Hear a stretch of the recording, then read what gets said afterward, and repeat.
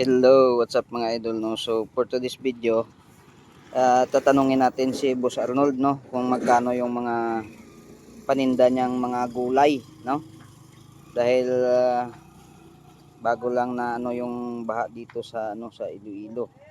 Kaya tanungin natin kung magkano yung kanyang paninda, no? Ngayon na August 12, 2025. No? Boss, magkano yung mo, yung talong? Ha?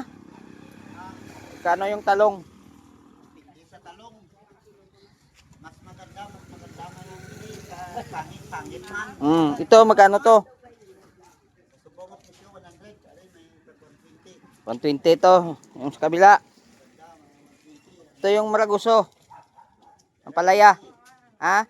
80 lang na magsuso ari. 80. Yung upo. 30. Yung pipino. 60. 60 yung cucumber. Yung rabanos. 80 lang. 80. Oh.